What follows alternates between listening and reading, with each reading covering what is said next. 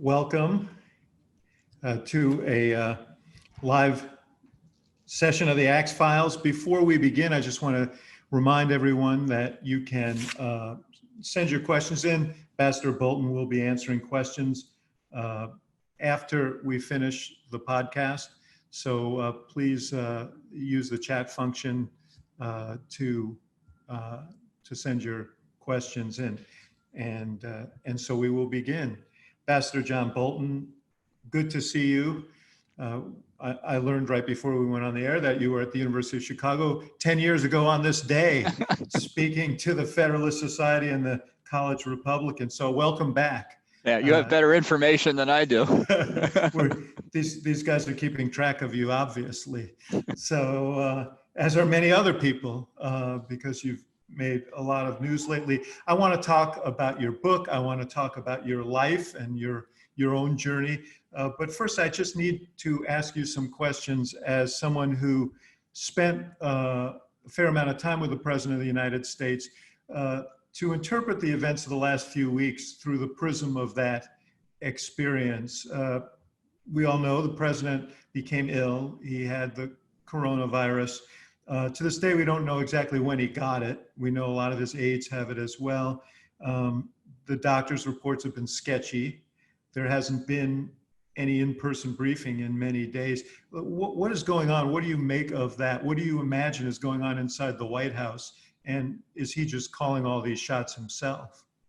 Well, I think he is calling all the shots himself. I think the behavior that the public has seen this past 10 days or so may seem unusual to people who haven't followed it over the past 4 years. But from my perspective, there was no difference really in how he performed. He has a feeling that by talking about the reality he wants to have, if he talks about it often enough, if he convinces enough people that he's right, if he intimidates other people into not arguing with him, he can make it real. So when was he diagnosed with COVID-19? He'll tell us what day it is, I'm sure, and others will believe it. Is he fully cured of it now? Is he really not transmitting the disease? Well, he apparently thinks so, and so does the White House physician. But all of this is part and parcel of the Trump personality. And I don't think at this stage that there's anybody left at the White House who, other than the family, who can really say no to him. Mm-hmm. What about his state of mind? I take your point that this is Trump. I mean, this, in a sense, his handling of his own virus has been a microcosm of how he's tried to handle the virus generally, which is to impose his will on events and persuade people that things are different than they appear to be. But he's also been on significant medications for this, including steroids. And you know, I watched him last night at an event, and he seemed particularly wound up at that event. And I was wondering if there should be any concern about his state of mind right now. I don't think it's any different than when he was not on steroids. I think to me, I've watched it all. It just looked like another day at the office. And you know, I think anybody gets an adrenaline high when you're in a rally like that. That part I don't find surprising. But this insistence, this obsession with one thing or another as it's come up, for example, the drive around Walter Reed the day before he was released, he wanted to do it, and by God, he was going to do it. And, you know, when you're president, you don't have to eat broccoli if you don't want to, and you can go on a ride with the Secret Service. So he is, I think he must see that the political environment for him is becoming increasingly problematic. And so his desire to do what he wants to do in the last weeks of the campaign, I think, becomes more insistent.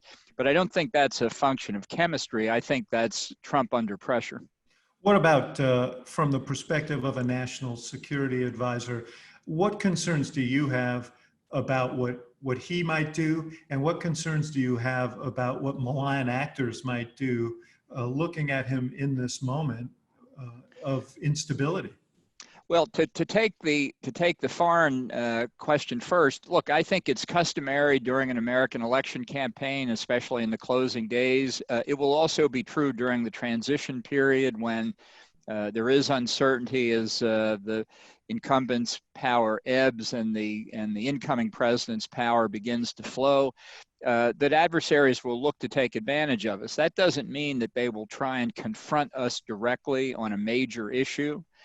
Necessarily. It means in locations and on issues that may not have been at the top of the priority list anyway, but certainly in the environment we're in are getting a lot less attention than they probably deserve, that they would seek momentary advantage. Will the Russians try something in Belarus, in Ukraine? Will the Chinese do something along the line of actual control with India in the Himalayas or in the South China Sea? Will Iran or North Korea undertake some kind of provocation? All of those threats and risks are real.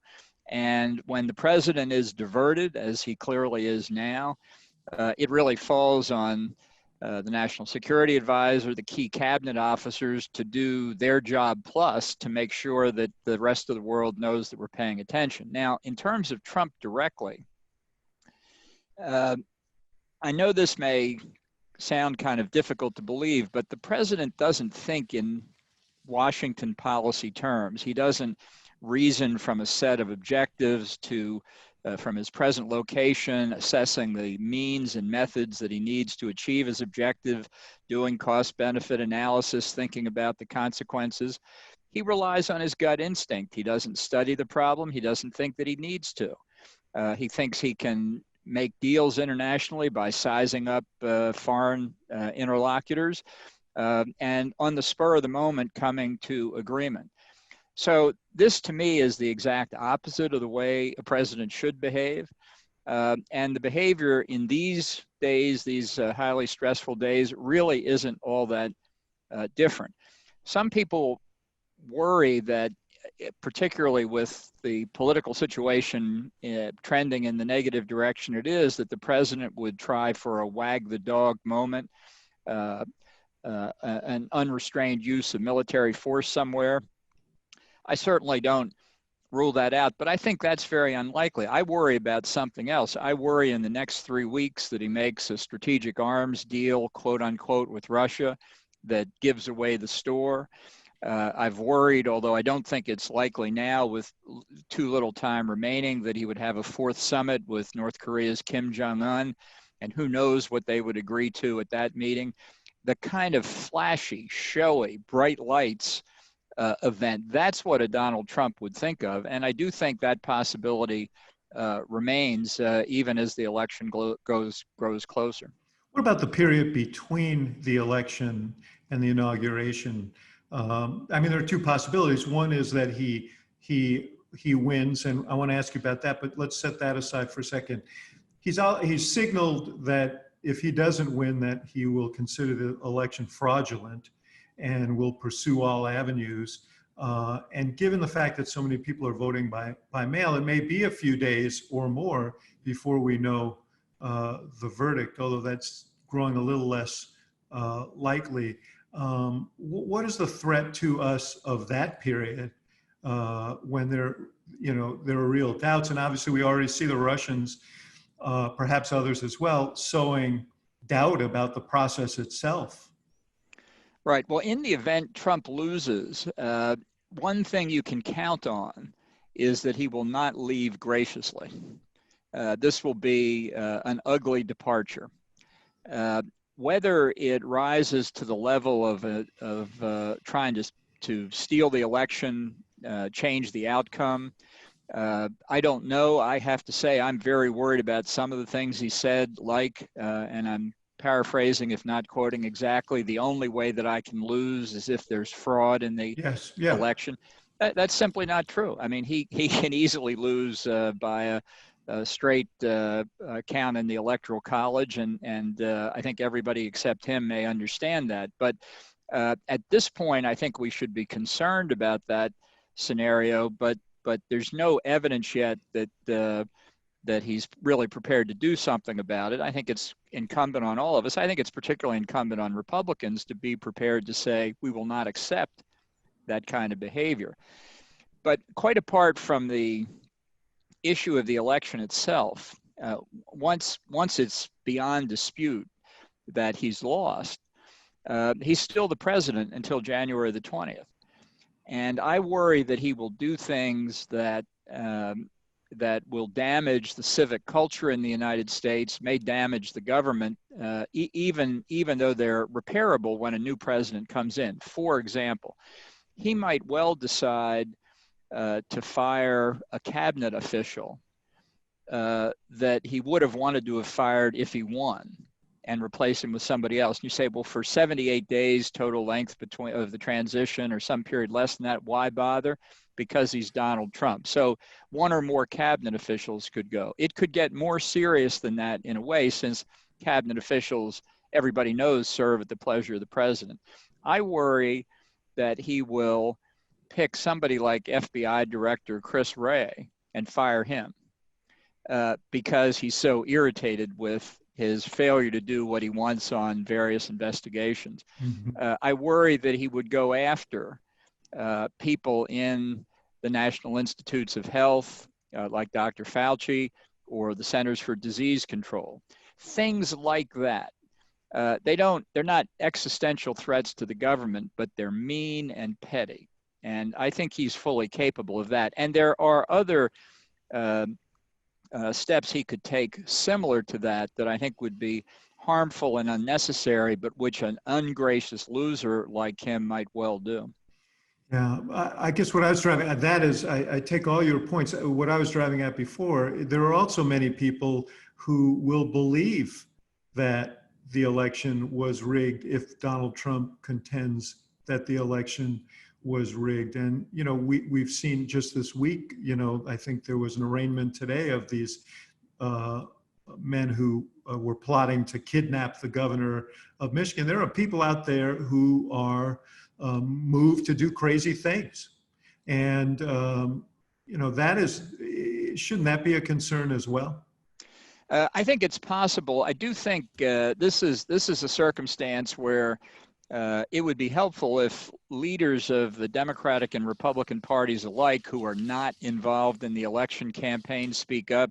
Senator Romney has issued a statement calling on everybody, and specifically the president, to tone things down. I think that would be advisable.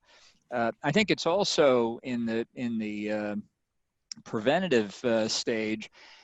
If there are still things that can be done in different states to speed up the counting of mail-in ballots, they need to be undertaken. It's my understanding, and correct me if I'm wrong, that in Wisconsin, Michigan, and Pennsylvania, no processing of mail-in ballots can be done until Election Day. I've heard in Pennsylvania they can't even open the outer envelope to take out the inner envelope until Election Day. That's crazy.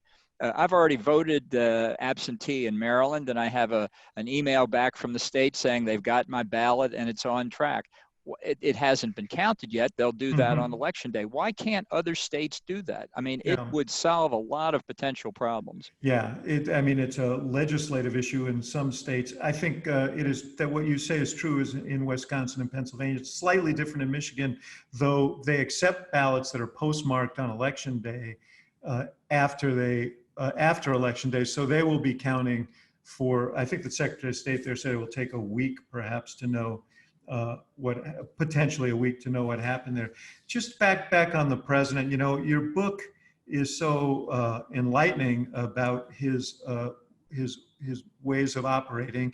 And they're also enlightening about how others discerned his ways of operating and took advantage of it, like Xi Jinping, Kim Jong-un, Vladimir Putin, and flattery became a very potent tool for that. Talk about that a little, because that's the opposite of this. The president can't tolerate a verdict of rejection from the voters, so he will depict this election as fraudulent regardless of what is discovered.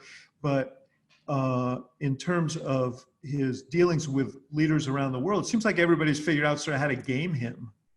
Yeah, I think particularly our adversaries think he's an easy mark.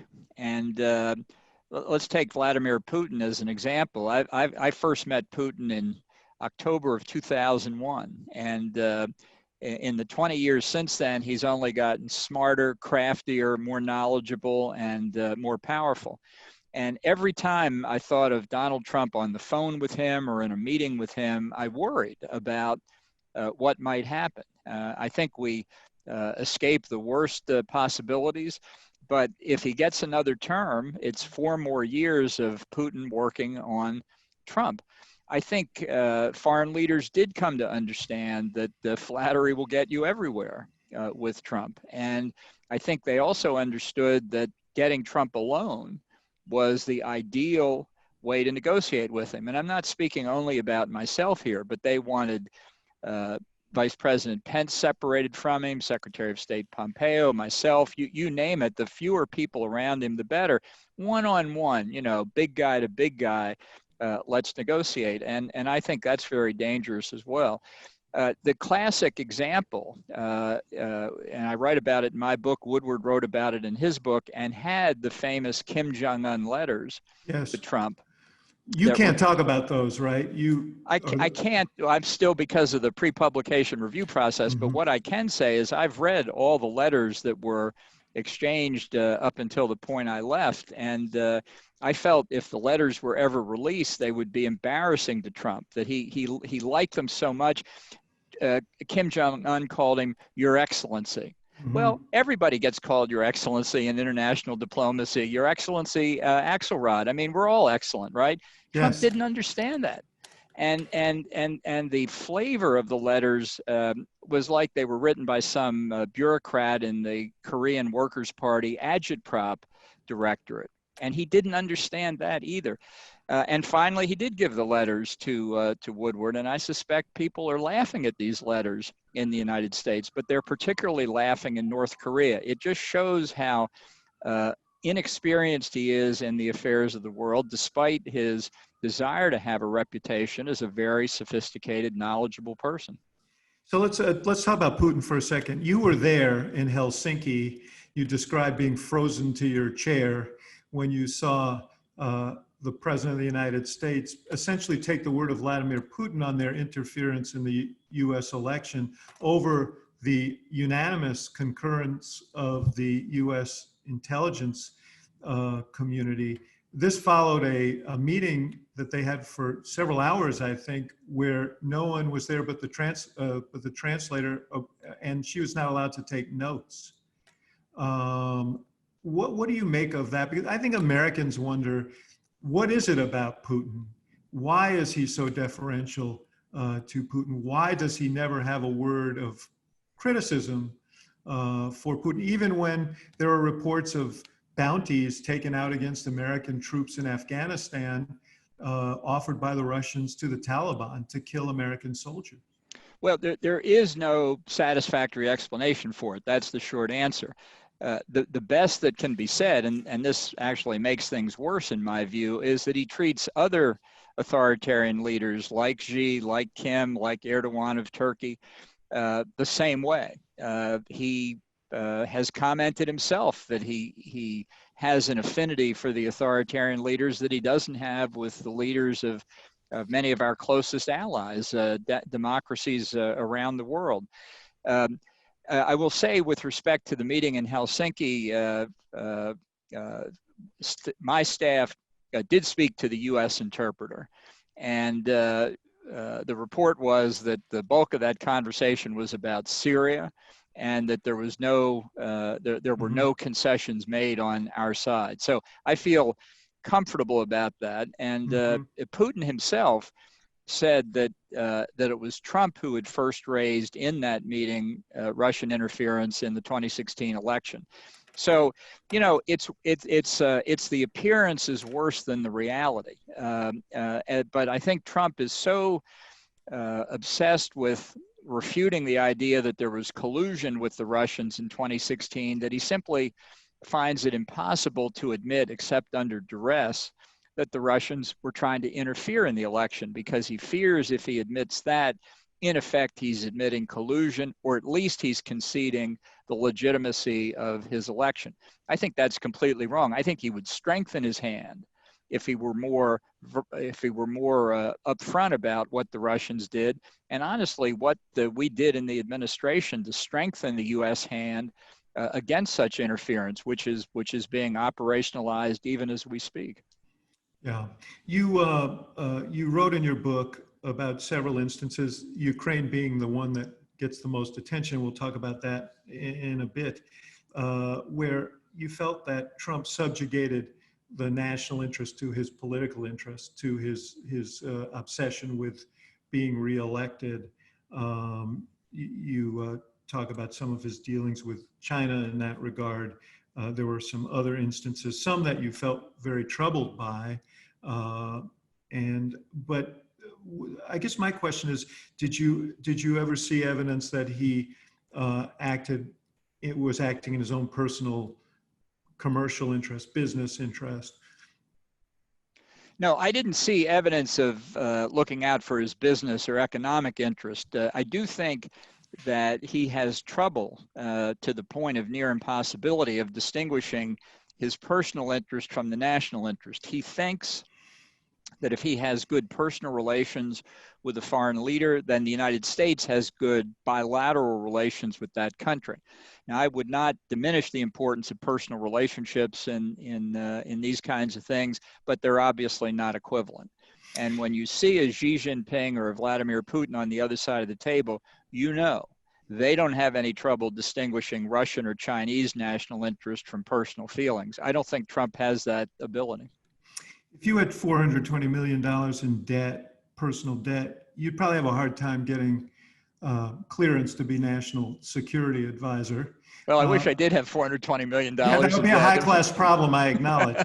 But does it cause you any concern that the president has these massive debts, and does it make him a security risk?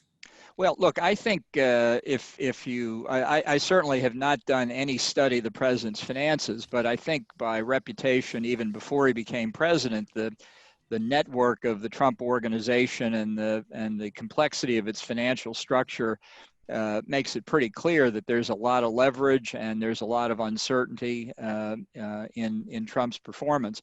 And the real issue would be if anybody has taken advantage of it. There's much about that $420 million in debt and other debts. We don't know who holds the debt. We don't know what the terms are.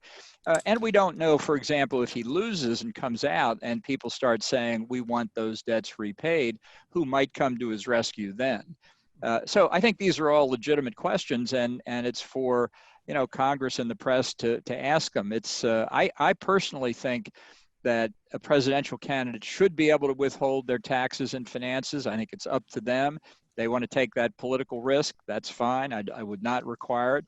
But if you do withhold, you got to face the consequences that people are going to say he must be hiding something, and they're going to go after it. What about, you're talking about candidates, fair enough. What about presidents?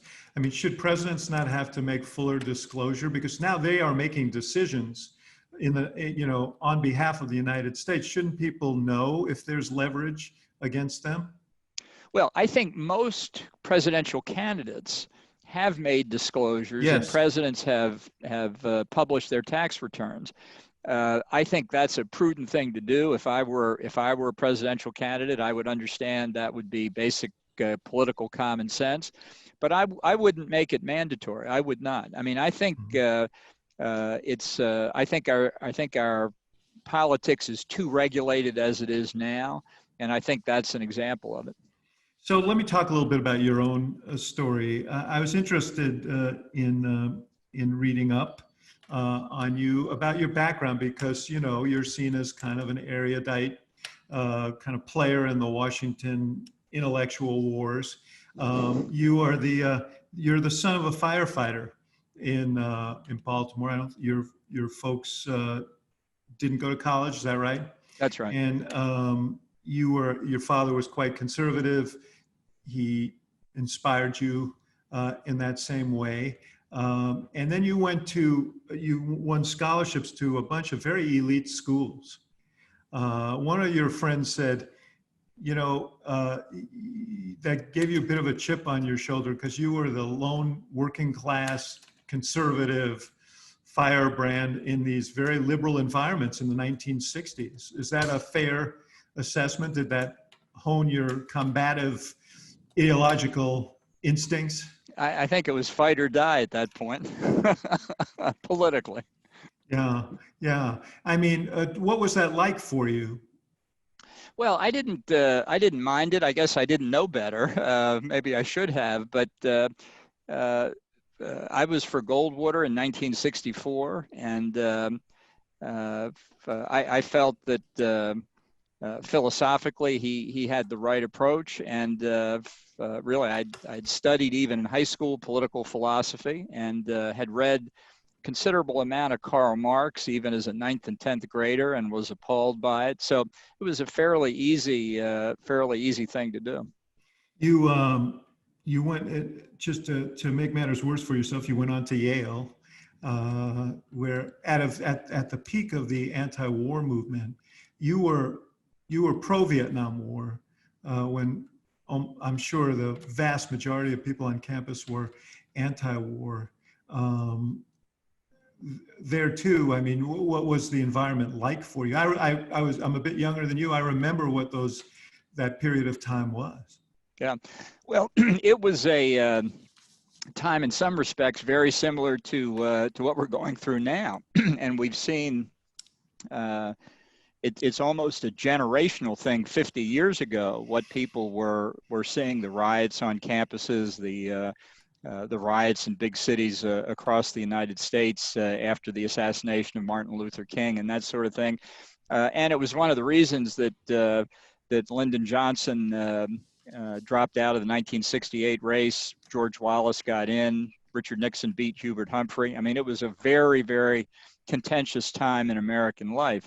So the fact it was contentious on college campuses, to me, didn't seem out of the ordinary. You know, my father was out on the rooftops of row houses in Baltimore in the days after Martin Luther King's assassination, putting out fires that rioters were setting in the black neighborhoods in Baltimore. And one night, some guy with a shotgun was firing at the firefighters. And my father and a couple of other folks who were on the roof of one of the row houses chopping a hole in it to vent the fumes and prevent the whole block from going up, took out after the guy with their fire axes. And fortunately for them and the guy who fired the shot, he got away.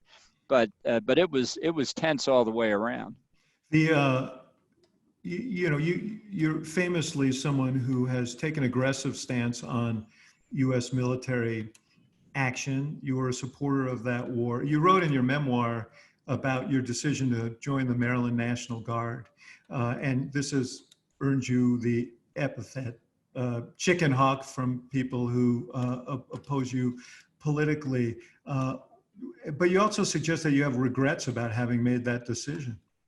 Well, I wrote about this actually in the in your 25th reunion book that we put together. Mm-hmm. And what I said was, it was clear to me in 1970 when I graduated that we were no longer committed to winning the war in Vietnam. And I made a very cold judgment that there was no point in going out and getting killed when my own classmates would give the rice paddy I had died in back to the Viet Cong. And so I did. I joined the Maryland National Guard. I didn't have a father who helped me get in it. I mean, he was rooting for me. He was a veteran of D-Day, thought it was the right thing to do, but he didn't pull any strings. I had to go around and find the assignment myself, and I did it. And looking back on it all these years later, I'm not particularly proud of it, but that was the logic I followed at the time, and I haven't tried to hide it.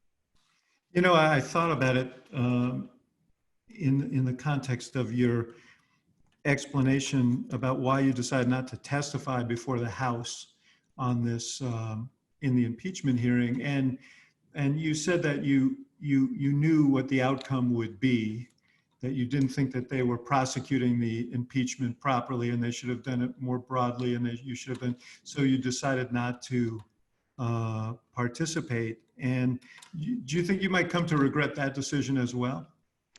Give me another 25 years, we'll have to see. I did say after the House had screwed this If I thing could up, give you another 25, I would, Ambassador, I promise you. After the House had screwed it up, probably beyond redemption, I did say that if the Senate asked for witnesses, I would testify. And obviously the Senate voted against having witnesses, largely because Republicans bought the White House argument that assuming everything the advocates of impeachment said about Ukraine was true, that is to say, basically what I would have repeated and elaborated on, that the Republicans still didn't think that the conduct rose to the level of an impeachable offense. So for those who say if you had testified, the outcome would have been different, I'm afraid by that point the process had been driven into a ditch and it wouldn't have had any effect anyway.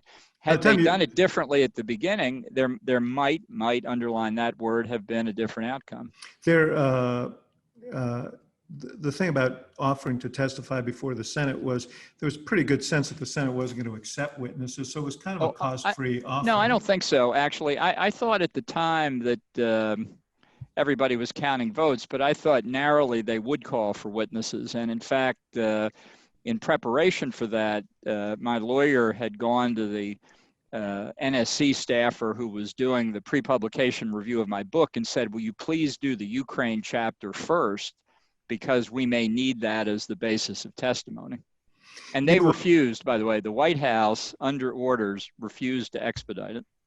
You said in the book, we could have confronted Trump directly trying to refute the Giuliani's theories being that Ukraine was very much wound up in the hacking of the DNC and that Hunter Biden had vulnerabilities in the whole story because of his relationship with oligarchs there, and that Joe Biden was involved because he publicly tried to get rid of and succeeded a prosecutor I think everybody in the world, in the Western world, agreed was a corrupt prosecutor. But what you wrote was, we could have confronted Trump directly trying to refute the Giuliani theories and arguing that it was impermissible to leverage U.S. government authorities for personal political gain.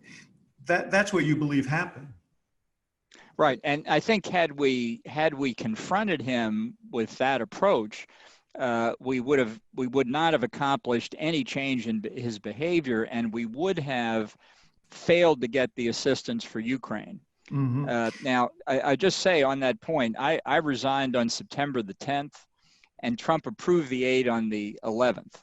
Yeah. So we knew, because congressional pressure was building, at least I knew. Well, and there were revelations about his conversation with Zelensky, the Ukrainian president. That week, there were a series of revelations that made it politically untenable for him to refuse to give them the aid at that point.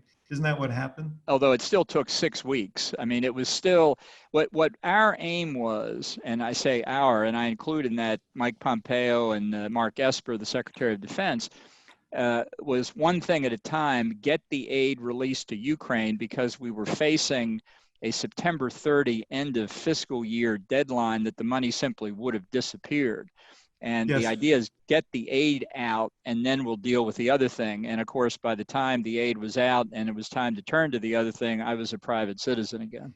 The other thing, though, as I read your book, is that you believe that he impermissibly leveraged U.S. government authorities for personal political gain.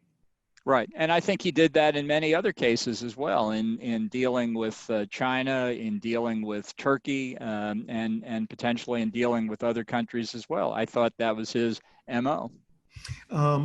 Let us go back to your story. You went to Yale Law School, where you famously were housemates or friends with Clarence Thomas. He lived in married student housing in the apartment below mine, yeah.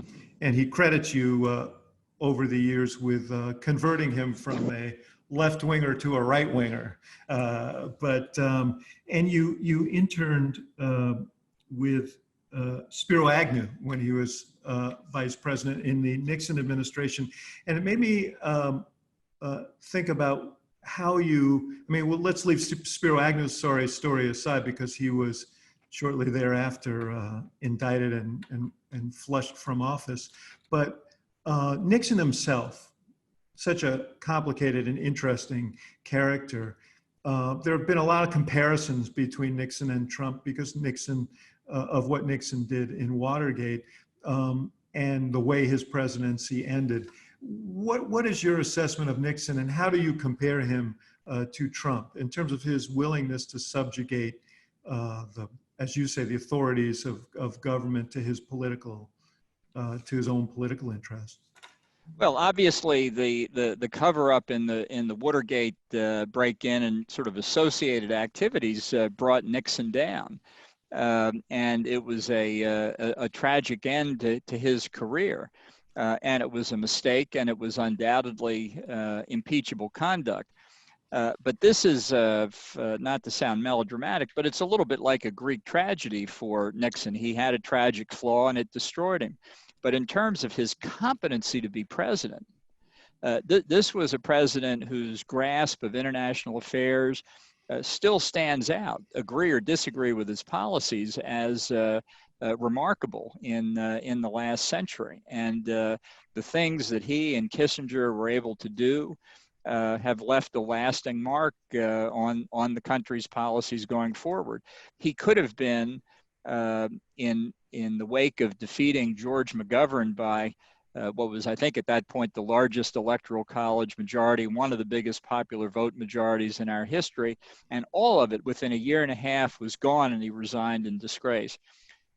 Trump will never rise to Nixon's level in terms of reputation and competence. I think he's already below Nixon's level in terms of his integrity and personal conduct. What?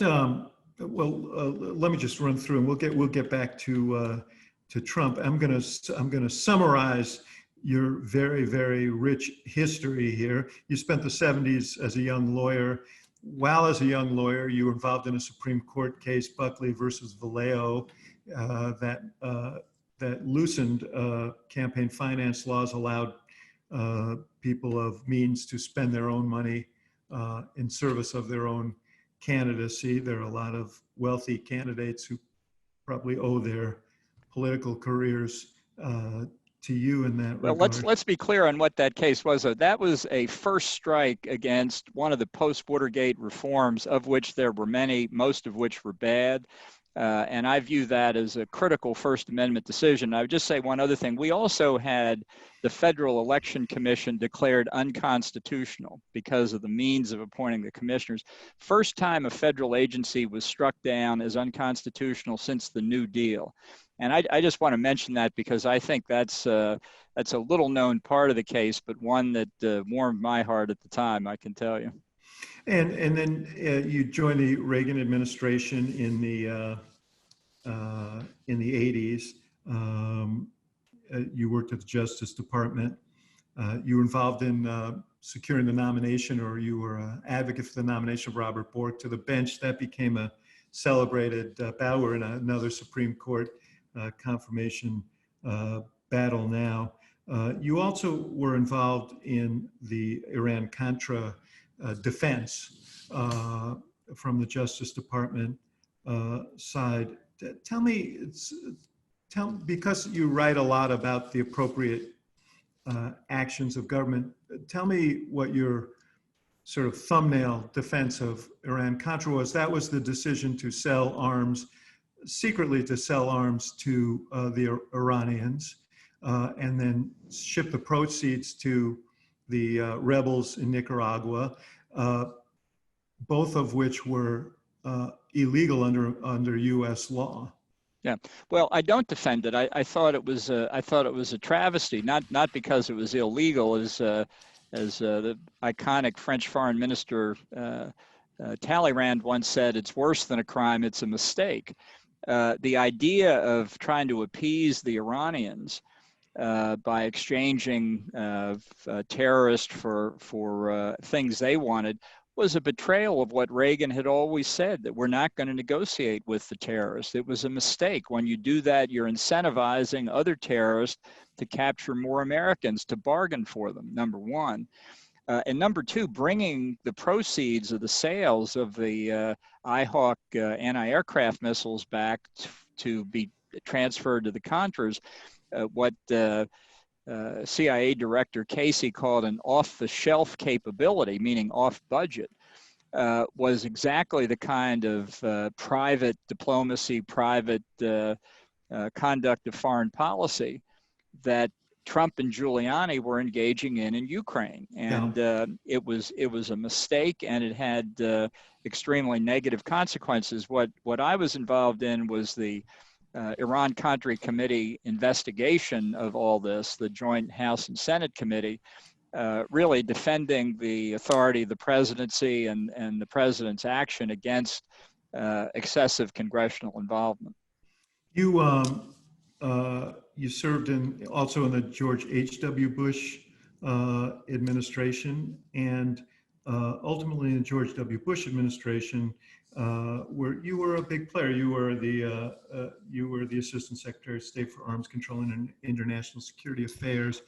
You were very close to Vice President Cheney, and this was the period, obviously, in which we were attacked. The Iraq War came up. You still look at the Iraq War as the proper decision, because President Bush has been has had second thoughts and expressed them about that, as have some others, but you have not, and I'm wondering why.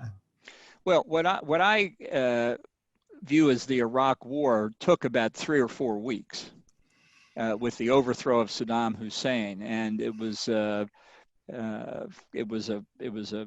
nearly flawless military operation. And I think that was the right thing to do. I think removing him from power was the right thing to do. He was a threat to us and our friends in the region.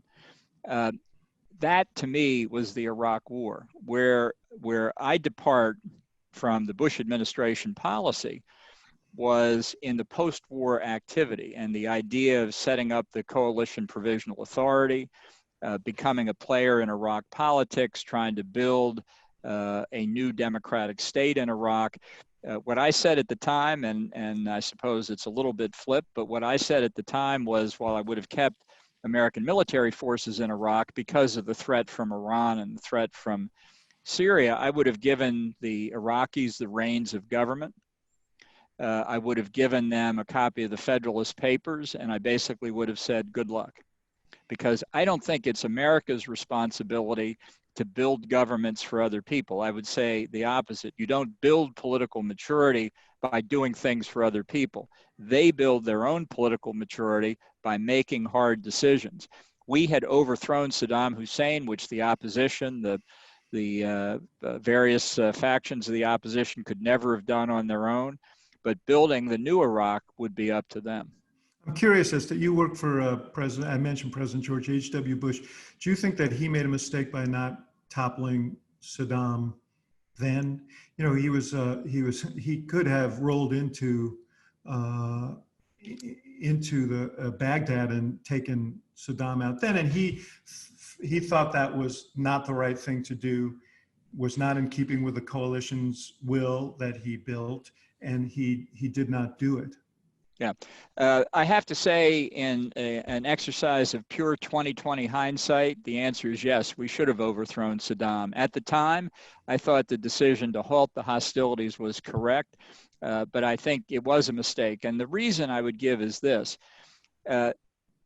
George H.W. Bush's objective was to restore the status quo antebellum prior to Saddam Hussein's invasion of Kuwait. And that he did. He accomplished it. But I think the status quo antebellum is not enough. When somebody commits aggression like that and you go in to reverse it, it has to be a lesson, not just that you can't keep the fruits of your aggression, but it's the aggression itself that's impermissible. And that would have justified overthrowing Saddam at the time. You've also, you know, at times advocated, and perhaps you still do, military action against North Korea to deal with their nuclear program. You famously wrote an essay saying that was the way we should deal with the Iranian nuclear threat. I remember being in the White House and seeing sort of exercises where the military would game out what the consequences of such things would be in terms of the commitment of forces and the likely number of losses and so on. And they were pretty dramatic. So how do you weigh that in your own mind as you make these judgments? Well, I think the North Korea situation and the Iran situation are very, very different. And it takes a while to explain that, but I think the calculus is very different. And the question is, fundamentally, though, how much are you willing to allow Americans to be at risk? Let's take North Korea as the case. We now have Kim Jong-un showing off what are purportedly significant new ballistic missile capabilities a few days ago. I don't know that they necessarily are. They could be paper mache for all I know. But how much risk are we prepared to accept of Americans being put in danger at the decision of the world's only hereditary communist dictatorship? The best answer to that question was actually given by General Joe Dunford, who at the time was chairman of the Joint Chiefs of Staff, when he said, look, I don't want to contemplate war on the Korean Peninsula, but what I cannot contemplate is Americans being killed by a nuclear weapon launched from North Korea. That's what it comes down to. So for me, what that says is, and I have urged it for 20 years, unsuccessfully, with respect both to North Korea and Iran, for God's sake, stop the capability early when the risks are low and the benefits are high. And for 20 years, we've screwed around with respect to both North Korea and Iran, and we're now in much greater danger. And in my book, I quote a line from Winston Churchill, where he says, referring to Nazi Germany, he said, the unwillingness to deal with that threat much earlier demonstrates the confirmed unteachability of mankind. And I have to say, watching those North Korean missiles, that was all I could think about. So you must have bridled, and you wrote that you did, when President Trump began his bromance with Kim Jong-un. It was an embarrassment. It's still an embarrassment. Mm-hmm. And it's more than an embarrassment. For 4 years now, 2.5 of this bromance, we have accomplished nothing really in terms of slowing down or reversing North Korea's nuclear or ballistic missile programs, which means we're now that much closer to a capability for North Korea to be able to threaten us with nuclear weapons, or just as bad, sell those capabilities to terrorist groups or other rogue states.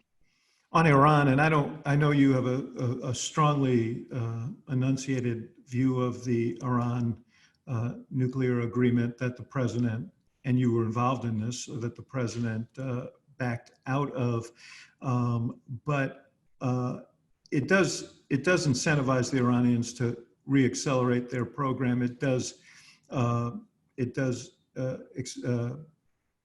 promote the ejection of inspectors. It does make it easier for them to be right back to where we were before the program was started. So what is your prescription for dealing with the Iranians now? Do you still believe that some sort of military action and overthrow of the government is the only way to stop the threat? Well, let me say, the first point is that I never believed that the deal itself was adequate to restrain their nuclear ambitions, and I believe that to this day. We have no way of checking in much of Iran for activity that wasn't previously declared to the International Atomic Energy Agency. And while people say, but we know what they're up to, yes, indeed. Just as George Tenet once said, it's a slam dunk that Iraq has WMD programs. It's a slam dunk we know that Iraq has WMD programs. It's a slam dunk we know that Iran doesn't. There's no slam dunk in intelligence. And the Iranians could be renting capabilities from North Korea. That's another possibility. I believe that Iran, that the regime in Iran, the Islamic Revolution of 1979, is the threat. It's a threat through its nuclear weapons program, its support for terrorism, its conventional military activities in the region. And That threat will not be eliminated by any deal that the regime will ever sign, because the way to do it is to eliminate the regime. That does not necessarily mean the use of U.S. military force at all. I think the regime is deeply unpopular. I think the one thing that keeps it in power is the Revolutionary Guards. I think if we had been smarter over the past 20 years, we'd be a lot closer to seeing the regime in ashes. You know, you mentioned intelligence. You were the UN ambassador famously for a brief time under the Bush administration. You were deeply critical from within of the UN, and when you came up for confirmation, you were deprived confirmation. One of the principal reasons was a suggestion that you didn't really accept intelligence, and that what intelligence came up with conclusions that were inconvenient to your argument, that you were quick to dismiss it and to take off after the intelligence community and those operatives and analysts who developed the intelligence. Is that a fair attack? No, it's completely inaccurate. I deal with that in my first book, Surrender's Not an Option. And most of the controversy surrounded one State Department officer who lied to me. And I did come down hard on him. I don't like people lying to me. And I never shied away from saying that. Let's go back to your relationship with the president. You know, we just talked about your philosophy. And it's curious to me that you guys ended up together. Because in some ways, you know, you are very much one who is suspicious of international institutions that you feel encroach on American sovereignty. That is consistent with the Trump philosophy. But on these questions of intervention, you're in a completely different place. I mean, he ran as someone who is deeply critical of the Iraq War. You know, he's intermittently talked. In fact, he talks to you now about being he talks about you as being a warmonger. And I'm wondering how you guys got together. He obviously, you wrote that he watched you on Fox News, and on that basis made you the national security advisor. What did he miss? And what did you miss about him that caused you to take the job? Yeah. Well, first, I think it's clear Trump doesn't have a philosophy. He doesn't have a grand strategy. He doesn't adhere to policy. He's just a series of transactions. I've described his decisions as an archipelago of dots. Yes, I saw and that. You know, go for that. I would say, a number of very substantive conversations with him beginning in 2014, over the years, during the campaign, during the transition, during the year plus. You wanted to be Secretary of State. Right. And we had we toured the horizon, as they say, of foreign policy issues. I've never been accused of being shy of explaining my views. I told him exactly what I thought. As I say, he had watched me on Fox for 10 years. Didn't he understand what we were talking about? I was also not, find the guy who hired Bolton and fire him. The reasoning on my side was that certainly I had heard all the criticisms of Trump. I'd watched him on TV. But I felt, despite what I had seen, that the gravity of the office, the weight of the responsibility, would have an effect on him, and that we could make it work. And I think the book describes the long, sad story of why that was wrong. When you were briefing him during those years leading up to his presidency, was he more attentive to detail? Was he more interested in what you had to say? Because what you describe in the book is kind of horrifying in terms of his unwillingness to, we talked about bilats with other countries. I remember how finely orchestrated they were. Everyone knew what the president was going to say. That was all arranged. We had a good sense of what they were going to say. And there was nothing left to sort of chance or, impulse. That is completely not what happened. So did you not see those tendencies when you sat down with him in those early years? No, I thought in many of the conversations, not all of them, but he did listen. Uh, uh, those turned out to be, I think, a form of salesmanship on his part, because I had also heard that H.R. McMaster, my predecessor, in trying to brief him while he was National Security Advisor, ran into difficulty because Trump would just start waving him away, stop listening to him, stop being attentive to the briefing, and it was clear that that anything that was more than a few sentences long just wasn't going to grab his attention. So I knew that was a problem going in, and I tried to find ways to work around it. I think those ultimately turned out to be a very mixed success. That would be the best I can say about it, because he did not feel the need to learn what he didn't know. He didn't feel he needed to know that much to deal with the international problems he faced. And what are the consequences of that? Well, bad decisions on the part of the president. They reflect his instinctive, ad hoc, transactional approach to decision making. I'm sure it was true on the domestic side too, from what I could see, but it's certainly the exact opposite of the way you should behave in international affairs. And you know, I watched humorously, really, on TV, the criticism of the lack of process in the NSC under the Trump administration. Tell me how you're supposed to run a process involving the president when he doesn't want a process. So we struggled at lower levels, but ultimately the top decisions are made by the president, and he bridled at a more structured way of looking at things. We saw this in the campaign of 2016 when he said that he knew more about ISIS than the generals. Now it appears that he feels like he knows more about the coronavirus than the public health experts. These do have consequences. How does the world, I guess my question to you also is, how is the world looking at him? Because what you hear from the president is that we're much more respected in the world today than when he became president. That doesn't square with the polling from around the world, commentary from around the world, but I'm wondering what your perception is. Look, I think the buildup of the defense budget has had a huge impact internationally. I think it was necessary. I think it was driven far too low in the Obama administration, and it's still not at levels where it should be. And the increased capacity of U.S. forces around the world has undoubtedly gotten people's attention. That has little or nothing to do with Trump's performance in office. I think people laugh at him. I think they think he's a joke. And what I say to, particularly to friendly audiences in Europe and in our other countries of our other allies, is you must treat Trump as an anomaly. This is an aberration. And if he loses, the damage will go away and we will fix it together.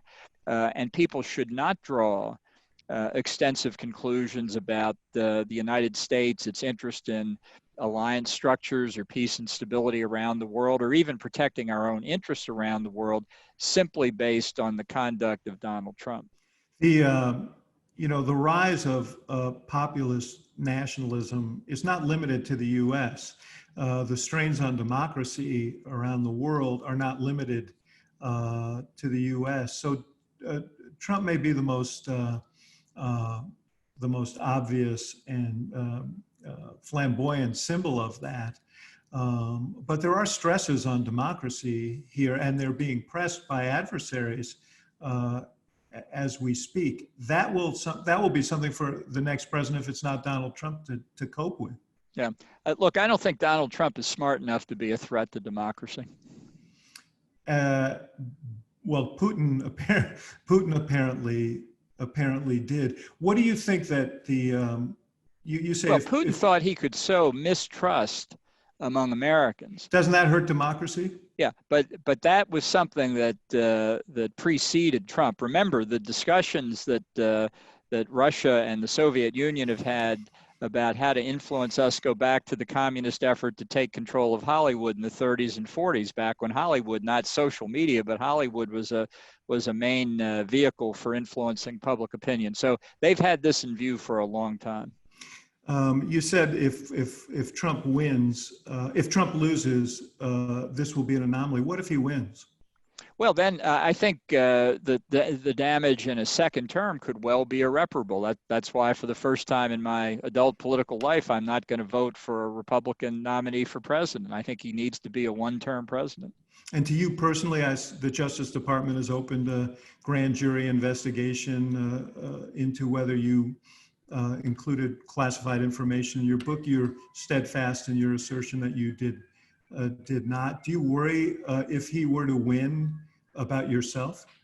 Well, I took all this into account as I was writing the book. The manuscript was fully cleared by the authorized national security official who clears such manuscripts.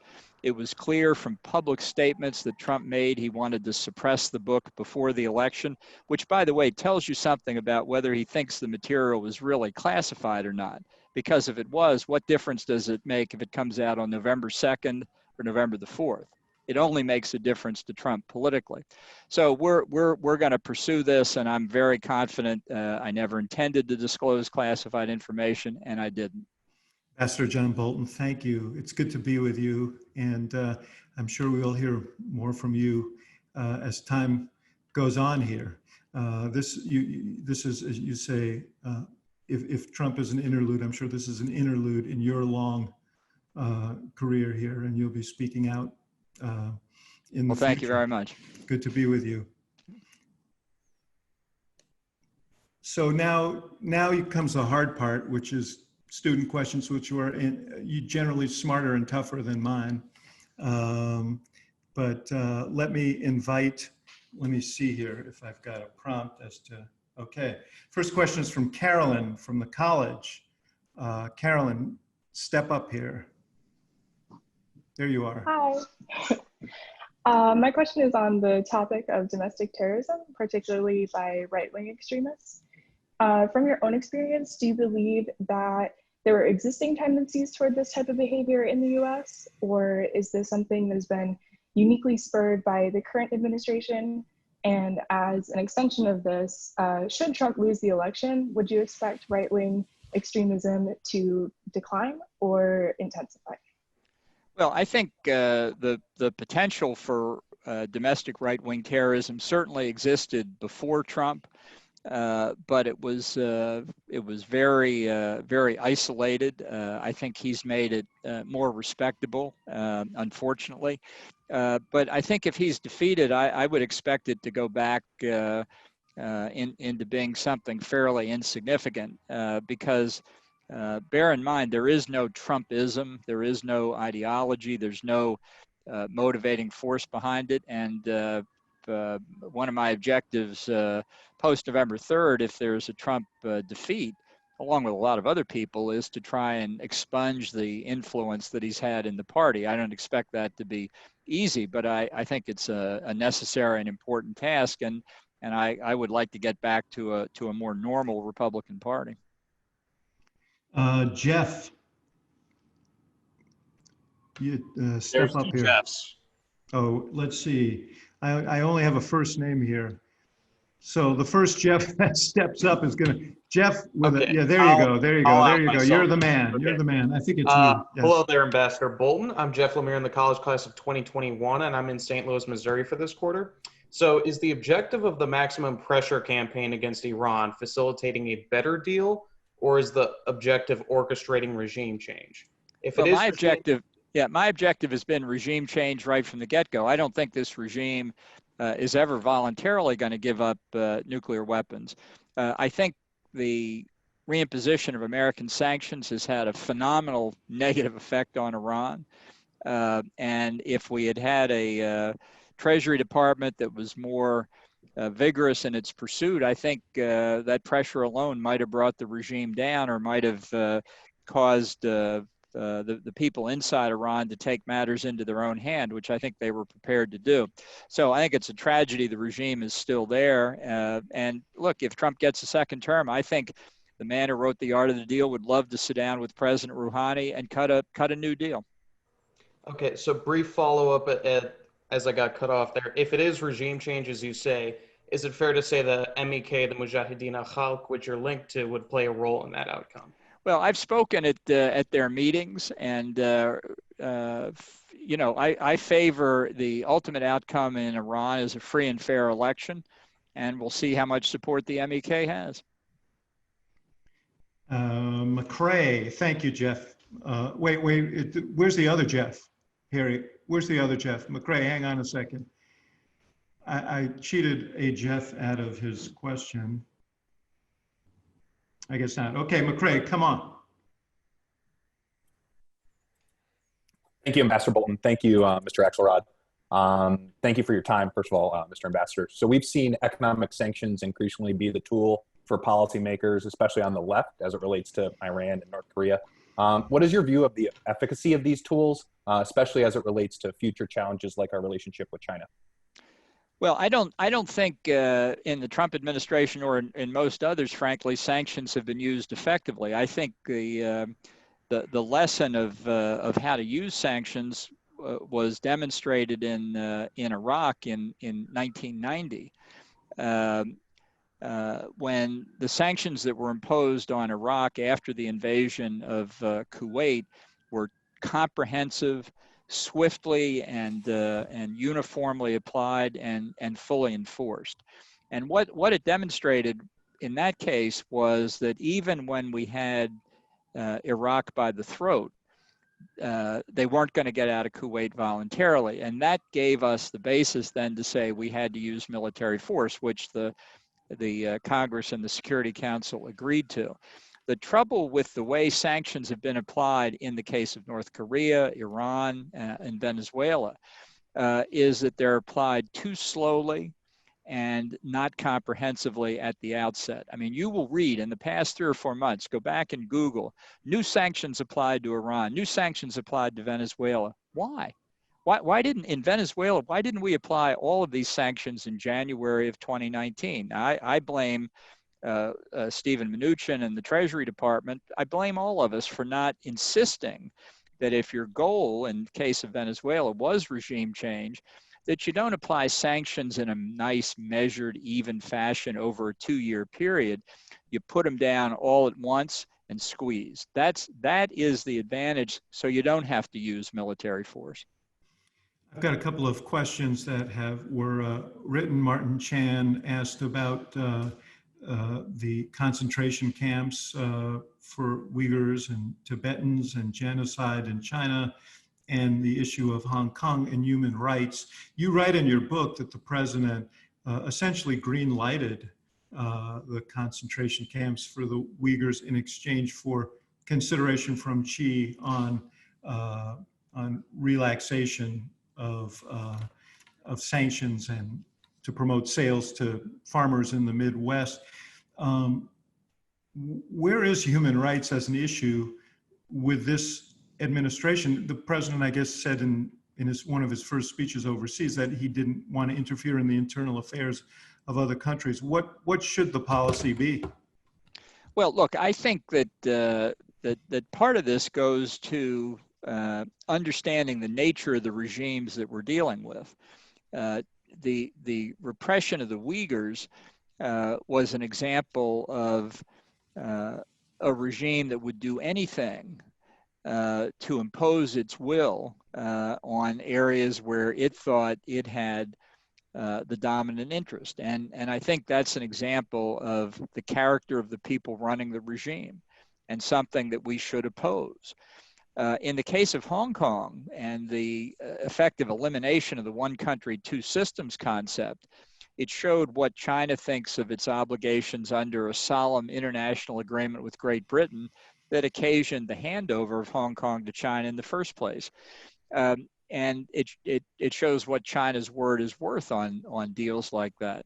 So, you know, when the president wanted to make the deal of the century, the big trade deal with China, he didn't want to talk about any of these things. Now, in the aftermath of the coronavirus, the clear evidence that China covered up what was going on inside China, engaged in a disinformation campaign blaming the coronavirus on us.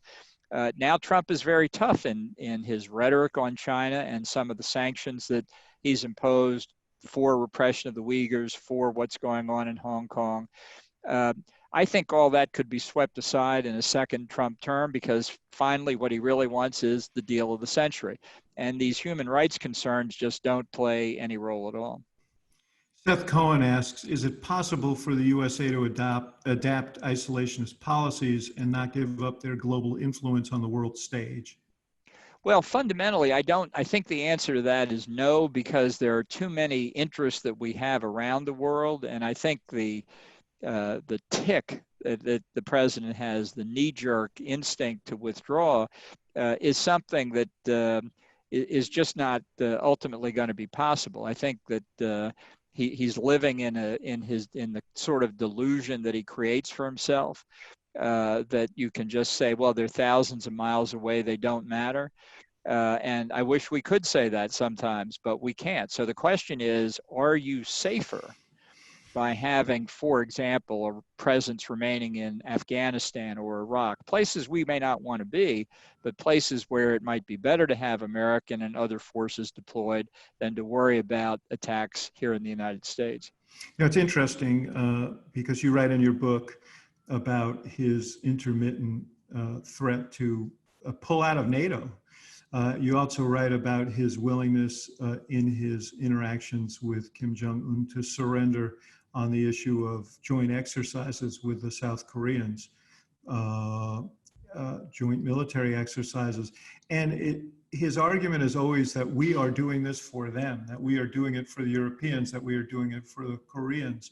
But that's not, in fact, the only time that NATO, the Article 5 of the NATO Charter was ever actually implemented was on behalf of the United States of America after the attack on 9/11. And it feels like he fundamentally has a misconception about what these arrangements are all about. Yeah, he has no concept of what a mutual defense alliance is. He would say, in effect, or in so many words, we are in South Korea defending the South Koreans, and they don't pay us enough for it, and they have a big trade deficit with us.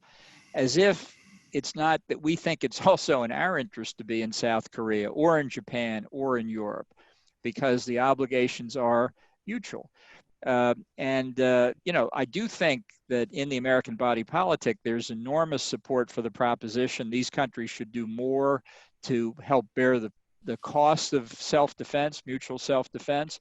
And Obama said that too in the famous Atlantic interview. He called the Europeans freeloaders, I think, for not paying their fair share of NATO. So there's, I think, a shared view. People ought to step up and carry their share. But the idea that we are doing something for them and they need to pay us for it doesn't bear any resemblance to the reality of NATO over the past 70 years. He has never gotten that point. Ambassador Bolton, thank you so much for your time. So appreciate it. Come back. I hope it's not 10 years before you come back to the University of Chicago. It's great. I hope so too. Thank you. Thank you. Yeah.